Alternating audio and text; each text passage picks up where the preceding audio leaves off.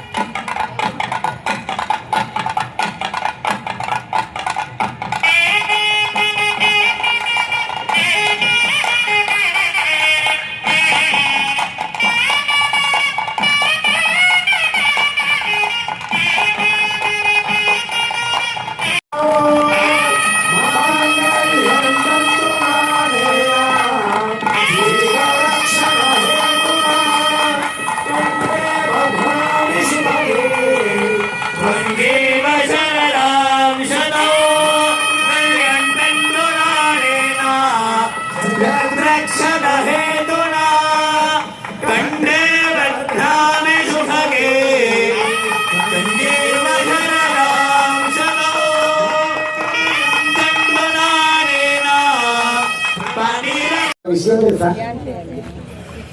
అమ్మవారు అడిగిందట విశ్వజగజ్జనని, బ్రహ్మను విష్ణుమూర్తిని ఈశ్వరుని ముగ్గురిని మెచ్చి ముందు బ్రహ్మదేవుని అడిగింది, సృష్టికర్త కదా, ఏమయ్యా నా రూపంలో ఉన్నటువంటి సరస్వతిని వివాహం చేసుకుంటున్నావు, నువ్వు ఎంత చక్కగా చూసుకుంటావు, నీ హృదయంలో ఏ స్థానం ఇస్తావు అనగానే నా నాలిక పైన నా భార్యను పెట్టుకుంటాను అన్నాడు. ఇక విష్ణుమూర్తి ఏమన్నాడు, నా వక్షస్థలములో నా లక్ష్మీదేవిని పెట్టుకుంటాను. అదే ఈశ్వరుడు ఏమన్నాడు, నా సగము శరీరాన్ని అర్ధనారీశ్వరుడు రూపంలో ఇస్తా అన్నాడు. అందరూ నేను చెప్పే శ్లోకం చెప్పండి. సర్వమంగళ మాంగళ్యే శివే సర్వార్థ సాధికే శరణ్యే త్ర్యంబకే దేవి నారాయణి నమోస్తుతే. హర నమ పార్వతీపతయే హర హర మహాదేవ. రెండు రేఖలను చూపెట్టండి. ఏడుకొండలవాడ వెంకటరమణ, ఏడుకొండలవాడ వెంకటరమణ గోవింద గోవింద గోవింద గోవింద అనే మూడు అక్షరాలకు అర్థం తెలుసుకోండి ఎప్పుడన్నా. అంత అద్భుతమైనటువంటి పదం. మరి మనస్ఫూర్తిగా కూర్చోండి అందరూ కూడా. తలంబ్రాల కార్యక్రమము 5 నిమిషాల సమయము ముగించవలసిందిగా.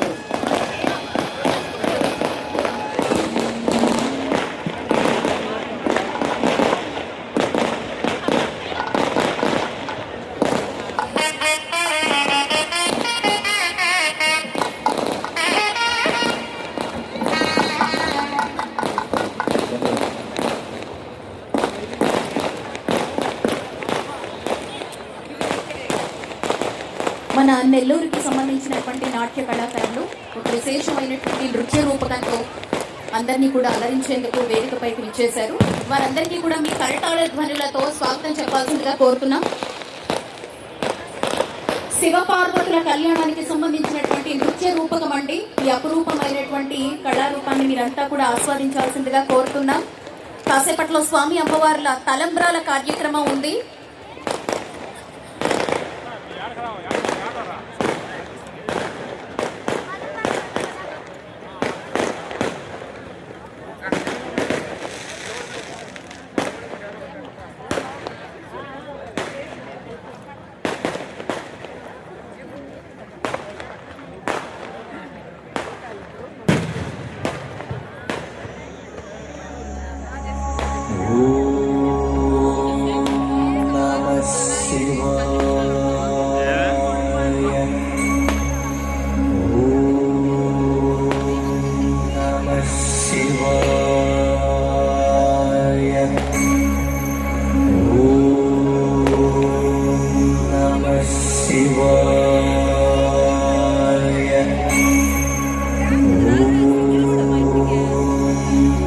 శివాయ